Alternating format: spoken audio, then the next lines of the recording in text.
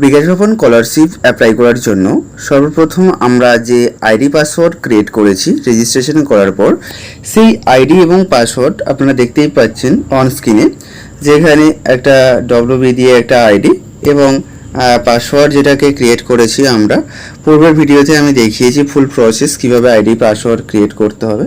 এই ভিডিওতে এই আইডি এবং পাসওয়ার্ড দিয়ে আমরা লগ ইন করব এবং লগ ইন করার পর কিভাবে সম্পূর্ণ ফর্মটি ফিল আপ করবো সেটা আজকে দেখাবো এই ভিডিওর মাধ্যমে।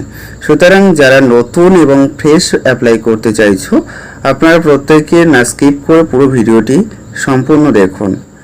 আজকের এই যে অ্যাপ্লিকেশন আইডি এবং পাসওয়ার্ড আমি ক্রিয়েট করে দিয়েছি অলরেডি, এখানে দেখতেই পাচ্ছ অন স্ক্রিনে। এবং এখানে এই যে ক্যাপচার, এই ক্যাপচারটা ফিল করার পর এই যে লগ ইন বটন দেখতে পাচ্ছ, এখানে ক্লিক করবেন। এখানে ক্লিক করার পর নেক্সট পেজে চলে আসবেন। এইরকমই একটা পপ আপ দেখতে পাবেন। ক্লিয়ার?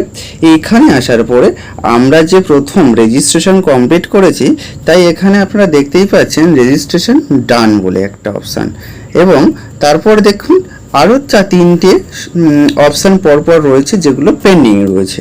ওকে, এই যে পেন্ডিং অপশানগুলোকে আমাদের ফুলফিলভাবে কমপ্লিট করতে হবে। এর জন্য আমাদের যেটা করতে হবে সেটা হলো এই এডিট অ্যাপ্লিকেশন বলে একটা অপশান আছে, এই এডিট অ্যাপ্লিকেশানে আমাদেরকে ক্লিক করতে হবে। এখানে ক্লিক করার পর নেক্সট আমাদের একটা নতুন পপ আপ খুলে যাবে।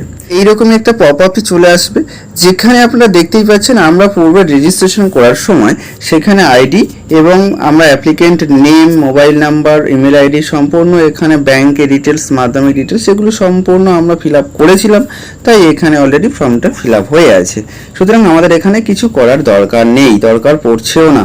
আমরা দেখতেই পাচ্ছি বেসিক ডিটেলস, ব্যাংক ডিটেলস সমস্তটাই এখানে, পার্সেন্টেজ সব কিছু কিন্তু আমরা পূর্বে থেকে দিয়ে রেখেছিলাম, তাই তো রেজিস্ট্রেশন করার সময়। সুতরাং আমাদের এখানে কিছু করতে হচ্ছে না। একটু স্ক্রল করে উপরের দিকে তুললে আপনারা এখানে দেখতে পাচ্ছেন একটা অপশন, যেটা হলো ফটো আপ রাখবেন।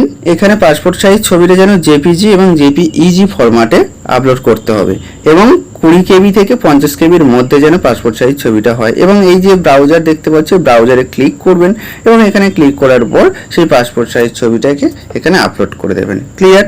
এরপর নেক্সট আপনাদেরকে যেটা করতে হচ্ছে, সিগনেচার একটা আপলোড করতে হবে, ক্যান্ডিডেটের সিগনেচার। ঠিক আছে, ক্যান্ডিডেটের সিগনেচারটাকে আপনারা স্ক্যান করবেন এবং এখানে জেপিজি এবং জেপিইজি ফরম্যাটে 10 থেকে 20 কেবির মধ্যে এটাকে আপলোড করবেন। ক্লিয়ার? তারপর এখানে সেভ এন্ড কন্টিনিউ করবে। এরপর চলে আসছে আপনাদের পার্সোনাল ডিটেলস। এই পার্সোনাল ডিটেলসে প্রথম আপনারা যেটা দেখতে পাচ্ছেন সেটা হলো ফাদার্স ডিটেলস। তো father's name already first name, এবং ফাদার্সের যদি মিডিল নেম থেকে থাকে তাহলে মিডিল নেম এবং লাস্ট নেম, এবং অ্যাপ্লিকেন্টের মায়ের নাম এই এখানটা আপনি ফার্স্ট নেম দিয়ে দিচ্ছেন, এবং যদি আপনার মায়ের মিডিল নেম থেকে থাকে তাহলে মিডিল নেমটা এবং তারপর লাস্ট নেম। ওকে, এরপর প্রফেশন অফ ফাদার, অর্থাৎ পিতার বিজনেস কি রয়েছে বা বাবা কি করেন। বাবার ব্যবসা হলে ব্যবসা, তাহলে বিজনেস করবেন। যদি কৃষিকাজ করে থাকেন তাহলে এগ্রিকালচার বা কাল্টিভেশন, এনিহাউ যে কোনো একটা দিলেই হবে।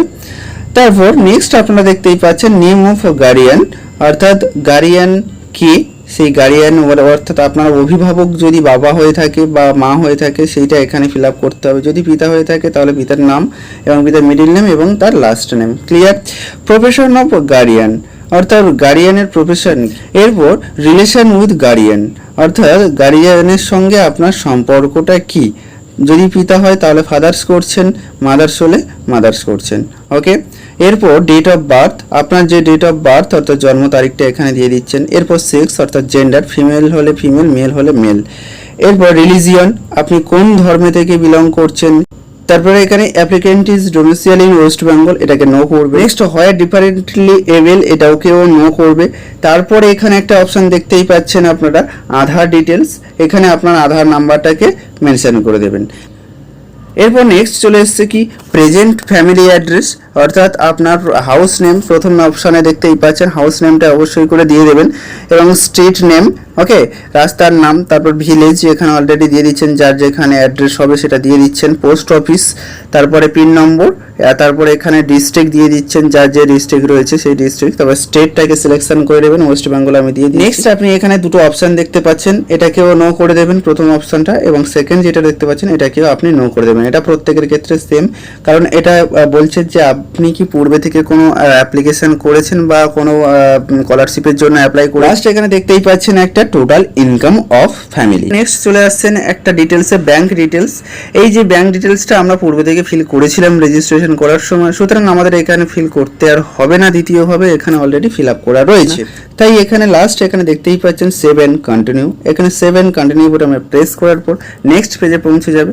নেক্সট পেজে আসার পর দেখতেই পাবে এখানে আপলোড স্ক্যান সাপোর্টিং ডকুমেন্ট, অর্থাৎ আমাদের কিন্তু ফর্ম ফুলফিলভাবে কমপ্লিটভাবে ফিল আপ করা কমপ্লিট।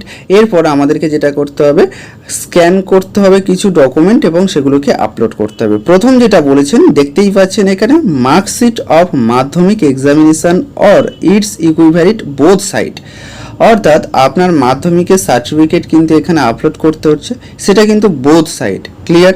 সেকেন্ড একটা দেখতে পাচ্ছেন marksheet of last board council university college and examination, last qualification করেছেন বা কোয়ালিফাই করেছেন, সেই কোয়ালিফাই এক্সামিনেশনের সার্টিফিকেটটা কিন্তু এখানে আপলোড করতে হচ্ছে, এবং সেটাকে মনে রাখবেন বোথ সাইড আপলোড করবেন, ক্লিয়ার। নম্বর যেটা দেখতেই পাচ্ছেন এখানে অ্যাডমিশন রিসিপ্ট, অর্থাৎ আপনি যে অ্যাডমিশন নিয়েছেন সেই অ্যাডমিশন রিসিপ্টটাকে এখানে আপলোড করতে হচ্ছে। এরপর দেখতেই পাচ্ছেন স্ক্যান কপি অফ ব্যাংক পাসবুকের ফার্স্ট পেজ, অর্থাৎ আপনার যে ব্যাংকের পাসবুক রয়েছে সেই পাসবুকের প্রথম পেজটাকে এখানে আপলোড করবেন, ঠিক আছে। এবার ডোমিসাইল সার্টিফিকেট হিসাবে আপনি আধার কার্ড বা ভোটার কার্ড বা রেশন কার্ড যে কোনো একটা কিন্তু এখানে আপলোড করতে পারছেন। এরপর কি বলছে, ইনকাম সার্টিফিকেট ইস্যু অথরিটি, আপনার ইনকাম সার্টিফিকেট কোন অথরিটি থেকে নিয়েছেন সেটা এখানে সিলেক্ট করবেন। পূর্বে বিডিও ইনকাম সার্টিফিকেট হলে বিডিও, এসডিও হলে এসডিও, সেটা আগে পূর্বে এখানে সিলেক্ট করবেন, এবং এখানে ইনকাম সার্টিফিকেট অফ ফ্যামিলি, আপনি যে ইনকাম সার্টিফিকেট ভিডিও থেকে কালেক্ট করেছেন সেই সার্টিফিকেটটা কিন্তু এই ব্রাউজার থেকে গিয়ে চুজ করে আপনাকে আপলোড করতে হচ্ছে, ক্লিয়ার। এখানে আমাদের গেল সাপোর্টিং ডকুমেন্ট স্ক্যান করব এবং স্ক্যান করার পর আপলোড করা কমপ্লিট, ক্লিয়ার। এখানে যখন কমপ্লিট হয়ে যাবে, এখানে সবসময় মনে রাখবেন যে প্রত্যেকটা ফাইল পিডিএফ ফাইল যেন হয়, এবং প্রত্যেকটা ফাইল অবশ্যই 400 কেবির মধ্যে রাখতে হবে, ক্লিয়ার। এই পর্যন্ত। এরপর নেক্সট এখানে একটা চেক বক্স দেখতেই পাচ্ছেন, এখানে আমি একটা মার্কিং করে দিয়েছি, এই চেক বক্সে ক্লিক করবেন এবং দেখতেই পাচ্ছেন এই কর্নারে একটা নিচে save and continue, save and কন্টিনিউতে ক্লিক করুন। সেভ এন্ড কন্টিনিউ করার পর পুরো ফর্মটি সম্পূর্ণভাবে কিন্তু একবার ভেরিফাই করে দেখে নেবেন, ঠিক আছে, যে ফর্মটি ঠিকঠাক মতো ফিল আপ হয়েছে কিনা। সম্পূর্ণরূপে দেখে নেওয়ার পর, এই ফর্মটি দেখে নেওয়ার পর নেক্সট নিচে এখানে দেখতেই পাচ্ছেন সাবমিট। নেক্সট আপনারা ওয়ান স্ক্রিনে দেখতেই পাচ্ছেন আমাদের ফর্ম ফিল আপ কিন্তু সম্পূর্ণভাবে কমপ্লিট হয়েছে, ক্লিয়ার। আমরা পূর্বে দেখেছিলাম যে অ্যাপ্লিকেশন রেজিস্ট্রেশনটা কিন্তু এখানে শুধুমাত্র ডান ছিল, বাকি তিনটে পেন্ডিং ছিল। এখন আমরা দেখতে পাচ্ছি যে অ্যাপ্লিকেশন ফর্মটা ডান এবং অ্যাপ্লিকেশন সাবমিশন সেটাও ডান হয়ে গেছে অলরেডি। এরপর আপনি আপনার ফর্মটিকে ডাউনলোড করে নিচ্ছেন, এরপর ডাউনলোড করার পর প্রিন্ট করে নিয়ে সেটাকে হার্ড কপিগুলো নিয়ে আপনি আপনার ইনস্টিটিউশনে গিয়ে জমা করছেন, ঠিক আছে।